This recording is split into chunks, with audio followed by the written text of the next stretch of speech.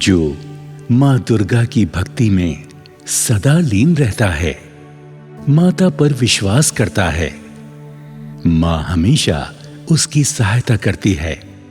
आइए ऐसी ही एक माँ की भक्तिन की कहानी आपको सुनाते हैं। एक बुढ़िया थी। वो जो भी कार्य करती माँ दुर्गा के नाम पे ही करती। उसके 2 पुत्र थे। बुढ़िया उन्हें माँ का वरदान मानती थी। पुत्र जब थोड़े बड़े हुए तो बुढ़िया के पति की मृत्यु हो गई। बुढ़िया ने अपने दोनों बेटों का लालन पालन बड़ी मेहनत मजदूरी करके किया। कुछ समय के बाद दोनों बेटों का विवाह एक गरीब परिवार में कर दिया। विवाह के बाद बुढ़िया ने सोचा कि अब बेटे बहुओं को ही घर संभालने दिया जाए। बुढ़िया के पास एक मकान था। उसने वो मकान अपने दोनों बेटों के नाम कर दिया। एक समय दोनों बहुएं अपने अपने पतियों से बोली, देखो जी, हम अकेले ही बुढ़िया को रोटी क्यों दे? अरे छोटी बहू भी तो है, वो क्यों नहीं ध्यान ख्याल रखती बुढ़िया का? उसका कोई फर्ज नहीं है क्या? हाँ, तुम ठीक कह रही हो। मैं अपने छोटे भाई से कहूंगा। और जब बड़े भाई ने छोटे भाई से कहा तो वो बोला, भैया मैं अकेले ही रोटी क्यों दूं? दोनों भाइयों ने आपस में एक फैसला किया और अपनी मां से बात की। बड़ा बेटा बोला, अम्मा मेरी बात सुन। देख, हमारी थोड़ी सी कमाई है, इसलिए मैं तुझे बस एक टाइम ही रोटी दे पाऊंगा। छोटे बेटे ने कहा, ठीक है, अगर सुबह बड़ा भाई देगा तो शाम को मैं रोटी दे दिया करूंगा। ठीक है बेटा, तुम दोनों भाई जैसा फैसला चाहो करो। मुझे अपनी मैया पे पूरा भरोसा है, वो मुझे कभी भूखा नहीं रहने देगी। इस प्रकार सुबह बड़ा बेटा रोटी देता और शाम को छोटा बेटा देता। कुछ समय तक तो ऐसा चलता रहा, लेकिन एक दिन सुबह बुढ़िया को रोटी बड़े बेटे ने तो दे दी, शाम को छोटे बेटे ने रोटी नहीं दी। तब बुढ़िया ने अपनी छोटी बहू से कहा, छोटी बहू, क्या मुझे रोटी नहीं मिलेगी? आज मैं तुम्हें कहां से रोटी दूं? आज हमारे घर आटा नहीं है। तुम्हारे बेटे को मजदूरी नहीं मिली आज। तब बुढ़िया बड़ी बहू के पास गई और बोली, बड़ी बहू, आज छोटी के घर रोटी नहीं मिली तो तू ही दे दे। देखो माँ जी, हम तो सुबह की रोटी देते हैं, वो हमने तुम्हें दे दी। अगर छोटी ने रोटी नहीं दी तो मैं क्या करूं?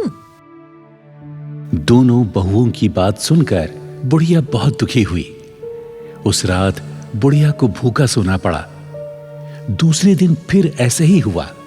सुबह बड़ी बहू ने रोटी दे दी, लेकिन शाम को छोटी बहू ने रोटी नहीं दी। जब बुढ़िया ने छोटी बहू से रोटी के लिए कहा तो छोटी बहू ने टका सा जवाब दे दिया, माँ जी आटा नहीं है, मैं कहां से रोटी दूं? छोटी बहू ने इस तरह रोज का अपना यही नियम बना लिया। दोनों पति पत्नी छुप के रोटियां खा लेते और जब बुढ़िया उनसे रोटी मांगती तो कोई ना कोई बहाना बना देते।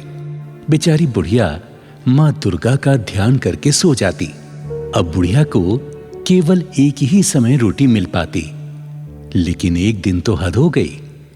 बड़ी बहू ने भी कह दिया, देखो माँ जी, आज रोटी नहीं मिलेगी, आटा खत्म हो चुका है। अब मैं कहां से दूं रोटी तुम्हें? इस प्रकार दोनों बहुओं ने कोई न कोई बहाना बनाकर बुढ़िया की रोटी बंद कर दी। बुढ़िया बेचारी भूख से तड़पने लगी। धीरे धीरे रात हो गई। बुढ़िया फिर पानी पी के सो गई। तब मां दुर्गा ने चमत्कार दिखाया। मां ने कन्या रूप धारण किया और अपनी भक्तिन के लिए भोजन की थाली सजाई। उसमें 56 प्रकार के भोग थे। मां उस थाली को लेकर जहां बुढ़िया सोई हुई थी वहां आई और बोली,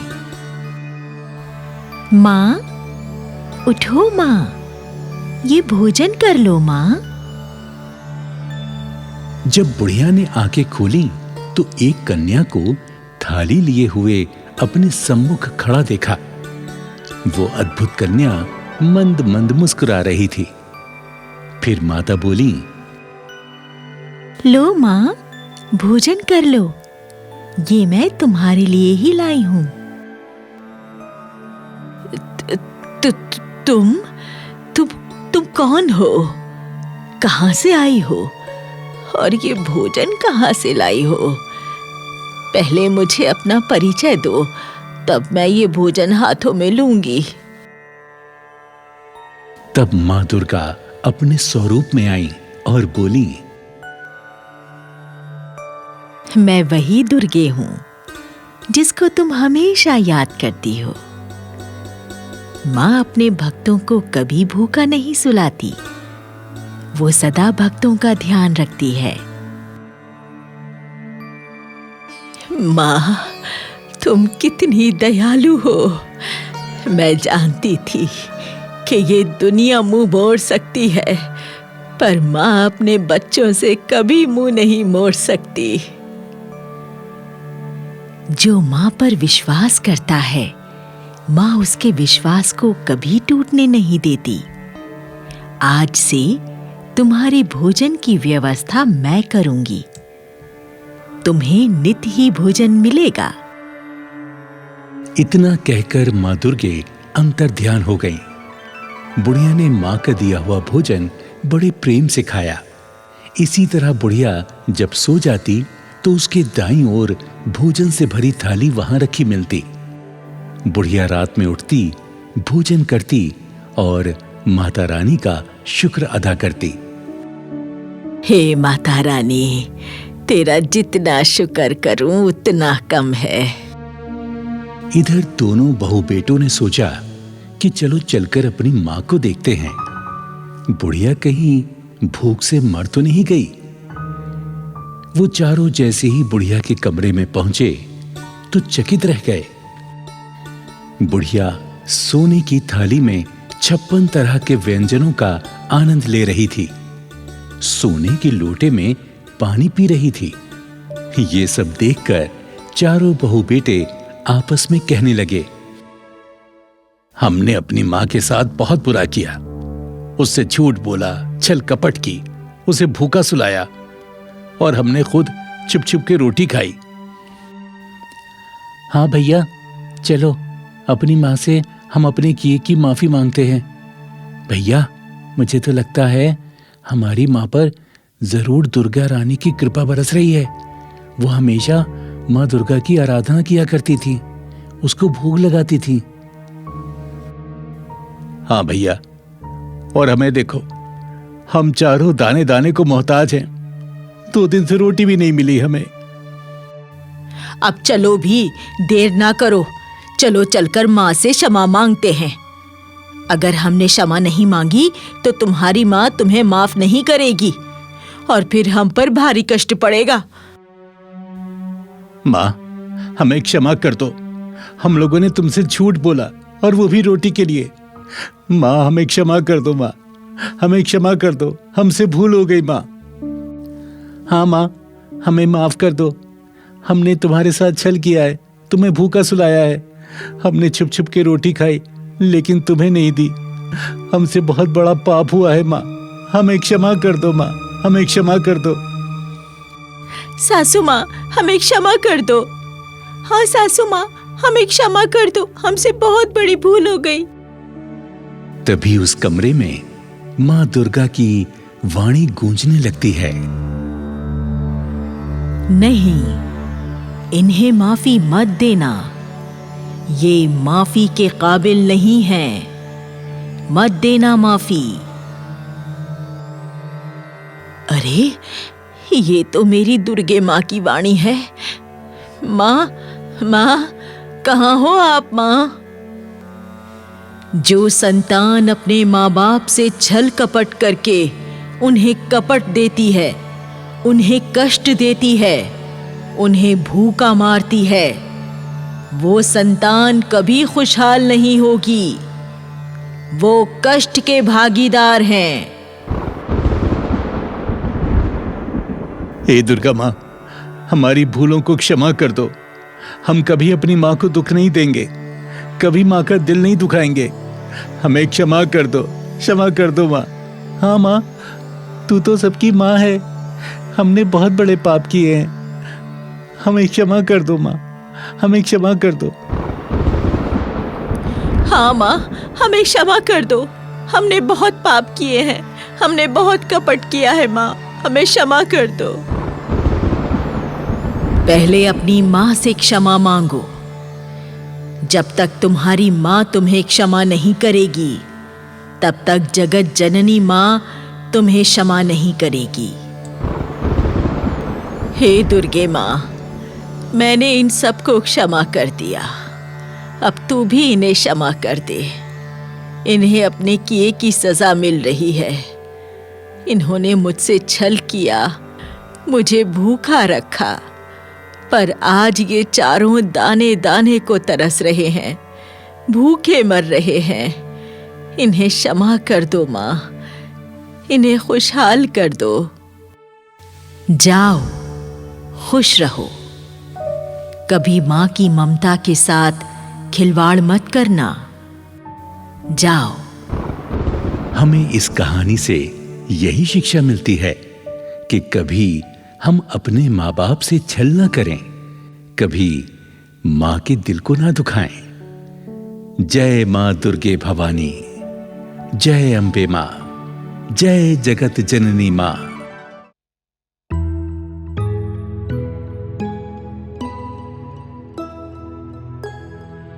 माँ काली ऐसी माता है जो जंगल में भी मंगल कर देती हैं। माता अपने भक्तों पर तो कृपा करती ही हैं, पर दुष्टों की भी मनोकामनाएं पूर्ण कर देती हैं। यदि भक्ति में शक्ति हो तो माँ सारी विपदाएं दूर कर देती हैं। आइए अब हम आपको बताते हैं कि माँ एक चोर की दशा और दिशा किस प्रकार बदल देती हैं। एक बियाबान जंगल में काली माता का मंदिर था। मंदिर बहुत छोटा था, पर चमत्कार बहुत बड़ा था। कई सालों पहले इस मंदिर का निर्माण जंगल में रहने वाले डाकुओं ने अपनी रक्षा के लिए किया था। इस मंदिर में काली मां की मूर्ति स्थापित थी। मां अपने भक्तों की सभी मनोकामनाएं पूर्ण किया करती थी। इसी जंगल के आसपास एक कालू नाम का चोर भी रहता था। एक दिन कालू चोर मां काली के दर्शन करने आया। उसकी नजर मंदिर में एक घंटे पर पड़ी जो सोने का था। चोर के मन में लालच आया कि इस सोने के घंटे को यदि मैं चुरा लूं तो सारी उम्र कमाने की आवश्यकता नहीं पड़ेगी। उसने माता से हाथ जोड़कर प्रार्थना की, हे काली मैया, तुम मुझे शक्ति दो, मैं तुम्हारे सोने के घंटे को चुरा सकूं। तुम सबकी मनोकामनाएं पूर्ण करती हो, मेरी भी ये मनोकामना पूर्ण कर दो। कालू चोर ने उस सोने के घंटे को मां की कृपा से उतार लिया। जब वो उस सोने के घंटे को लेकर मंदिर के बाहर आया, तभी उसका हृदय परिवर्तित हो गया और वो सोचने लगा, जिस मां ने मेरी गलत मंशा को भी वरदान देकर पूर्ण किया हो, मैं उसका घंटा चुरा कर ले जाऊं। धिक्कार है मेरे जीवन पर। क्षमा कर दो मां, मुझे क्षमा कर दो। मां, तुम कितनी अच्छी हो, तुमने मुझ चोर की मनोकामना पूर्ण कर दी। मां, मैंने तुम्हारे साथ बड़ी घात कर दी। हे जगत जननी काली मां, मेरा अपराध क्षमा करो और मेरी दशा और दिशा बदल दो। आज से मैं कभी चोरी नहीं करूंगा। मुझे शक्ति दो मां कि मैं मेहनत की कमाई से अपना और अपने बच्चों का पेट भर सकूं। मुझ पे कृपा करो मां, मुझ पे कृपा करो। मां से ये अर्जी लगाकर उसने सोने के घंटे को वहीं पर टांग दिया जहां से उतारा था। वो मां के सामने प्रतिज्ञा करके घर लौट आया। 2 दिन हो गए, कालू चोरी करने नहीं गया। बच्चे भूखे थे। तब उसकी पत्नी ने कालू से कहा, क्यों जी, तुम्हें 2 दिन हो गए हैं, तुम चोरी करने नहीं गए। बच्चे भूख से तड़प रहे हैं, घर में एक दाना नहीं है खाने को। अरे हम कब तक भूखे रहेंगे? देखो, मैंने देवी काली के सामने उसको वचन दिया है कि मैं अब कभी भी चोरी नहीं करूंगा, चाहे कुछ भी हो जाए, चाहे मेरे बच्चे भूख से मर क्यों ना जाएं, मैं चोरी नहीं करूंगा। कालू ने अपनी पत्नी को सारा किस्सा कह सुनाया। जब कालू और उसके बीवी बच्चे भूख से तड़पने लगे, तब माता काली ने चमत्कार किया। कालू के घर एक सेठ आता है। अरे कालू, कैसे सर पे हाथ रख कर बैठा है? अरे सब ठीक ठाक तो है ना? मैं मेहनत करना चाहता हूं, पर कोई काम नहीं मिलता। अरे कालू, दुखी क्यों होता है?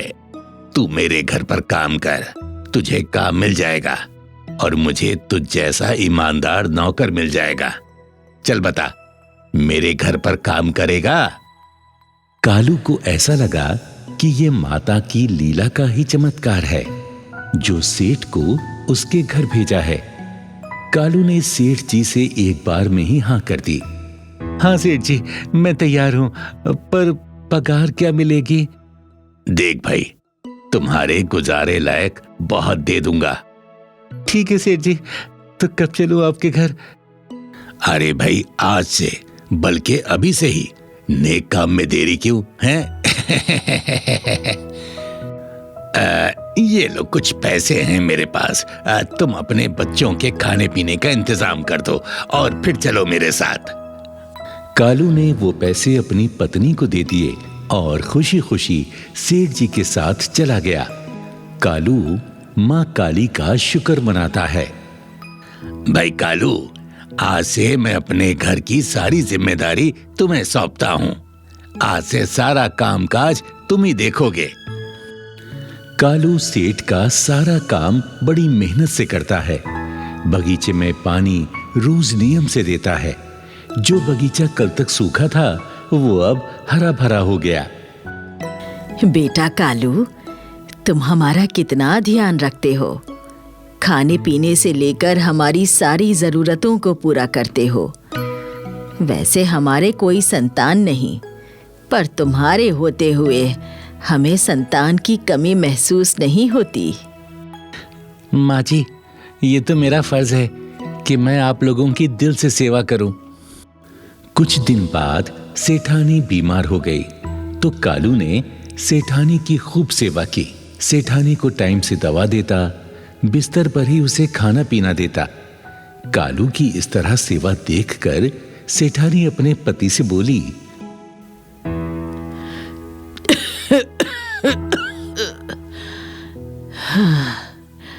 सुनो जी, कालू बड़ा ही अच्छा लड़का है। इतनी सेवा तो अगर हमारा पुत्र भी होता तो वो भी नहीं कर पाता। इसलिए मेरी ये इच्छा है कि तुम कालू को ही अपनी संपत्ति का मालिक बना दो, क्योंकि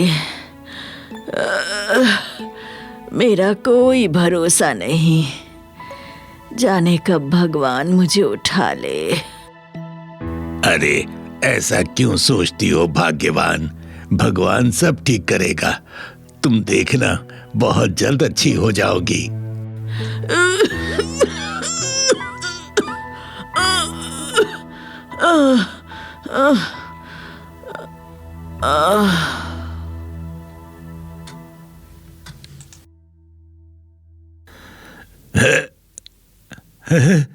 सेठानी, सेठानी, नहीं नहीं, तुम मुझे छोड़ के नहीं जा सकती, तुम मुझे छोड़ के नहीं जा सकती।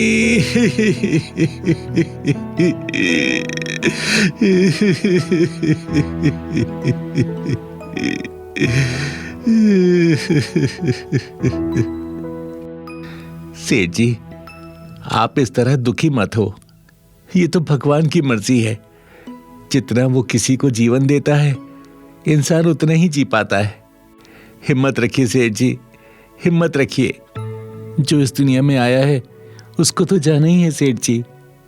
आप दुखी ना हो सेठ जी, दुखी ना हो। एक दिन सेठ के मन में विचार आया, जैसे मेरी पत्नी चली गई, वैसे ही किसी दिन मैं भी इस दुनिया से चला जाऊंगा। मेरा कोई कुटुंब परिवार भी नहीं। मैं क्या करूं? मेरे बाद मेरा नाम लेने वाला भी कोई नहीं। ठीक है, लगता है अब अपनी पत्नी की इच्छा पूरी करने का समय आ गया। क्यों ना ये सारी संपत्ति मैं कालू को सौंप दूं, उसे ही इस पूरी संपत्ति का मालिक बना दूं। हाँ, ये ठीक रहेगा। मैं अपने वकील को बुलाता हूं। वकील साहब, मैं चाहता हूं कि मेरी सारी संपत्ति मैं कालू के नाम कर दूं। जीवन का कोई भरोसा नहीं। मेरी पत्नी भी मरने से पहले यही कह गई कि ये पूरी संपत्ति मैं कालू को ही दे दूं। दूसरे दिन सेठ ने कालू को बुलाया और कहा, बेटा, तुमने हमारी बहुत सेवा की है, इसलिए मैं चाहता हूं कि मेरी सारी संपत्ति अब तुम संभालो। सेठ जी, मैं तो आपका नौकर हूं, भला ये कैसे हो सकता है? मैं आपकी सारी संपत्ति का हकदार हो जाऊं? नहीं नहीं सेठ जी, ये ठीक नहीं है, ये नहीं हो सकता। मैं कैसे संभाल सकता हूं? नहीं सेठ जी। बेटा, मेरी कोई संतान नहीं, तुम ही मेरे पुत्र हो। और वैसे भी ये फैसला मेरा और मेरी पत्नी का है, जो हम पहले ही कर चुके हैं। बेटा, मेरी बात ना टालो। तुमने हमारी बहुत सेवा की है, इसलिए आज से ये सारी संपत्ति तुम्हारी है। मैंने वकील को अपनी वसीयत सौंप दी है। ना मत करो बेटा, ना मत करो। सेठ जी, मैं आपकी आंखों में आंसू नहीं देख सकता। आप कहते हो तो ठीक है। शायद ये मेरी काली माता का कोई चमत्कार है, उनकी इच्छा है। आप कहते हो तो मैं इसे स्वीकार कर लेता हूं, स्वीकार कर लेता हूं मैं। अचानक सेठ की हालत बिगड़ जाती है और वो कालू से पानी मांगता है। कालू दौड़कर पानी ले आता है, सेठ को अपनी गोद में उठाकर उसे पानी पिलाता है। सेठ कालू की गोद में ही अपने प्राण त्याग देता है। कालू सेठ का अंतिम संस्कार करता है और अपने बीवी बच्चों को सेठ की हवेली में ले आता है। सभी चैन से रहने लगते हैं। काली मां की कृपा से एक चोर साहूकार बन जाता है। सत्य है, मां काली की महिमा अपरंपार है। जय महाकाली, जय महाकाली माई, तेरी सदा ही जय हो। काली मां सदा सबकी रक्षा करे।